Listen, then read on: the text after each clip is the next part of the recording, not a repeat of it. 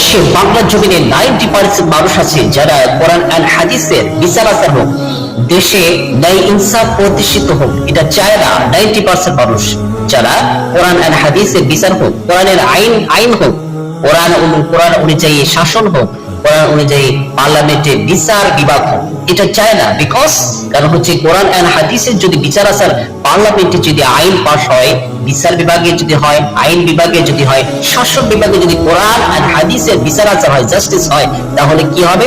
তাহলে যে চুরি করবে তাকে সরাসরি তাকে তার হাত কেটে দেওয়া হবে। যে ধর্ষণ করবে তাকে দুনিয়া থেকে বিদায় করে দেওয়া হবে। যে ধর্ষণ করবে তাকে উল্টা দিক থেকে তার হাত বা পা কেটে দেওয়া হবে। আর যে খুন করবে তাকে মানে খুনের পরিবর্তে খুন করে দুনিয়া থেকে ফাঁসি দিয়ে তাকে বিদায় করে দিতে হবে। আর যে জেনা করবে, বিবাহিত পুরুষ বিবাহিত নারী যদি জেনা করে, তাহলে রজম করে পাথর নিক্ষেপ করে তাকে দুনিয়া থেকে বিদায় করে দিতে হবে।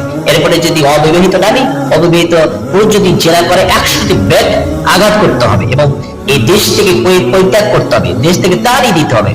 এরপরে যদি কেউ যদি মিথ্যা সাক্ষ্য যদি দেয়, তাহলে ইসলামী শরিয়া বিধান অনুযায়ী তাকে 80টি বেত আঘাত করতে হবে। এই সকল আইন কানুন চায় না 90% মানুষ যারা, তারা এই আইন কানুন চায় না, কারণ এটা হচ্ছে তাদের জন্য কঠিন বিষয়।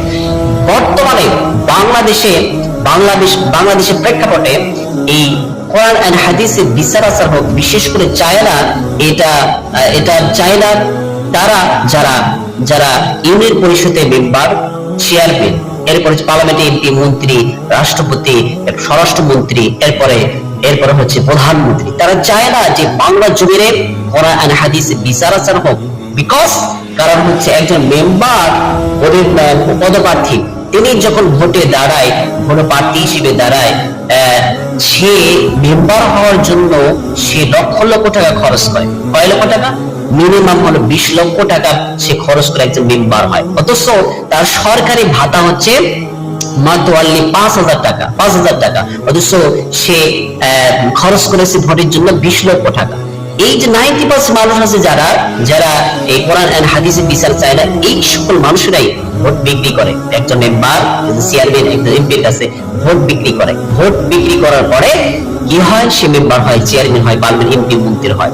আর এই যে বেতনটা, ভাতাটা মাত্র অনলি একজন মেম্বারের জন্য 5,000 টাকা। তাহলে আপনি ক্লাস করেন, যোগ করেন, তাহলে 5 বছরের শেষে তার যোগফল হিসেবে মাত্র অনলি 3 লক্ষ টাকা সে উপার্জন করতে পারে সরকারি ভাতা থেকে, সরকারি খাত থেকে। তাহলে এই যে 20 লক্ষ টাকা যে খরচ হলো, সেই খরচ যে হয়েছে, সে কি 1 কোটি টাকা তুলবে না?